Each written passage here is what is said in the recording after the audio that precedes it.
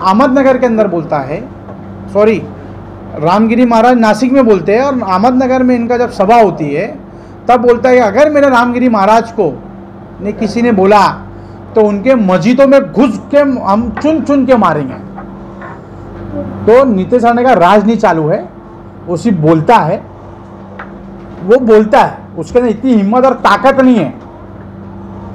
But छोटा सा है ना, छोटा सा घड़ी का छोटा काटा, मैंने इसके पहले ही बोला था, वो आज का छोटा रिचार्ज है, 5 रुपये का कॉइन आता ना, पहले देखो 4 आना 25 पैसे का कॉइन आता था, वो है वो। तो सिर्फ वो बोलता है, कर नहीं सकता नीतीश राणे। मेरे मस्जिद में आए तो सही नीतीश राणे, उसको तब मालूम पड़ेगा कि तू कौन सी मस्जिद तोड़ने की बात करता है। अच्छा, पुलिस की तरफ से प्रताड़ित करने का भी मामला सामने आया था शिवाजी नगर पुलिस स्टेशन में, कुछ जैसे आप जैसे लोगों ने इस मामले का विरोध किया था। मैंने किया था। पुलिस की तरफ से भी काफी मतलब वो हो रही थी। देखिए क्या कहना चाहिए? ऐसा है कि पुलिस ने सहयोगी की, महाराष्ट्र भर के अंदर में जिधर जिधर पुलिस को मामलात को हैंडल करना था उन्होंने किया, और उन्होंने उसके खिलाफ में FIR भी उन्होंने लिया, फिर चाहे वो रामगिरी महाराज हो या नीतीश राणे हो, कई केसेस उसके ऊपर में। आपकी तरफ से कितने केसेस हुए?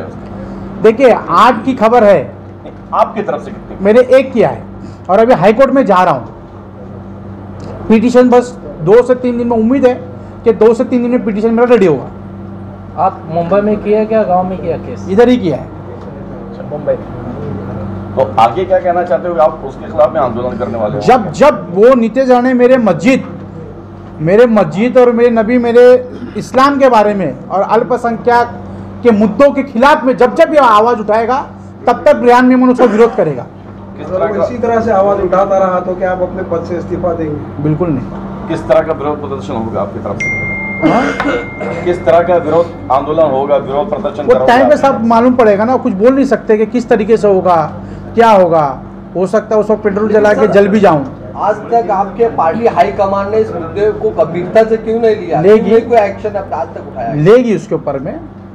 मैंने आपको बताया कि जब कांग्रेस में था तो ये फडणवीस साहब को भी RSS का हाथ वाला बोला होगा।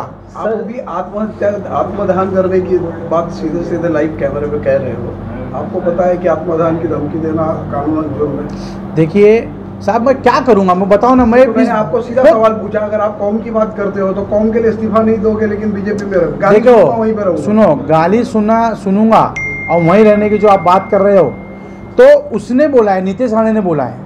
तो आप यहाँ पे अगर ये पार्टी, इसका फाउंडर अगर नीतीश राणे होता, इसका फाउंडर और पार्टी प्रेसिडेंट अगर नीतीश राणे होता तो मैं जरूर इस्तीफा देता। वो एक कार्यकर्ता है। तो उसको बर्खास्त करने की मांग कर रहे किया है ना मैंने मांग किया। हाँ, हो सकता है उसको टिकट भी ना मिले अभी। सर ये जो जातिवादी चाहते उसको टिकट ना मिले। सर ये जो जातिवादी जो है ये आज सालों से चल रहा है सर, और ये नीतीश राणे का आज कितने महीनों से भी चल रहा है सर। इसमें कुछ गवर्नमेंट एक्शन लेगा या गवर्नमेंट कुछ ऐसा कानून बनाना चाहिए कि ऐसा आड़ी टेढ़ी बात के ऊपर इस पर ये so and so section will be issued, तो ऐसा कुछ हो सकता है क्या सर? देखिए हमारी तो कोशिश बिल्कुल रहेगी, साथ में आप पत्रकार भाइयों की भी मदद मुझे लगेगी कि इस मामला को आप लोग कितना हाईलाइट करते हो, कितना गंभीरता से लेते हो। तो इसके अंदर आपका बड़ा हमारे को साथ अगर रहा तो हम देश और राज्य और जिले के अंदर में इस तरह की जो घटनाएं होती है उसको रोक लगाने के लिए आपकी बड़ी मदद लगेगी। नीतीश राणे का मामला पिछले कई सालों से चलता आ रहा है, आप इतनी देर कर दी पत्रकार परिषद, क्या चुनाव का स्टंट है आपका? नहीं, चुनाव का साथ कोई स्टंट नहीं है। आमदार थोड़ी लड़ना है, हम तो कार्यकर्ता है, हम तो सेवा करते हैं। इतनी देर बाद अब पत्रकार परिषद? इसके पहले भी लिया है, बोला है। मुंबई में कहाँ? मुंबई में शिवाजी नगर में FIR हमने जब करने को गया था तभी हमने किया, सितंबर में। पत्रकार परिषद नहीं लिया, हम निवेदन देने गए थे, उसका निषेध हमने किया नीतीश राणे का।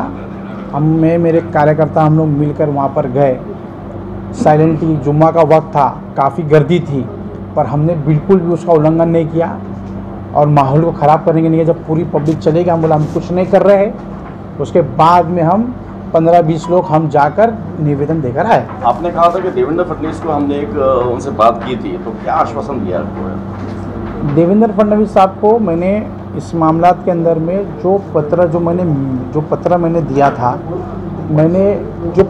जो दिया था प्रधानमंत्री साहब को भी मैंने मेल किया और फडणवीस साहब को मैंने व्हाट्सएप किया और मैंने मेल किया मुख्यमंत्री, उप मुख्यमंत्री, होम मिनिस्टर अमित शाह साहब को। मैंने इस मामला के अंदर पत्र व्यवहार किया आश्वासन और मिला वहाँ मैंने आश्वासन बस यही मिला है कि हमने चीफ सेक्रेटरी को बोला है इसके ऊपर में कार्रवाई करने के लिए, जल्द से जल्द कार्रवाई होगी, ऐसा हमारे को फडणवीस साहब के यहाँ से होम मिनिस्ट्री डिपार्टमेंट से हमारे को उसकी कॉपी है मिला आपके पास? बिल्कुल मेरे पास मेल है, मैं आपको फॉरवर्ड कर दूंगा। ठीक।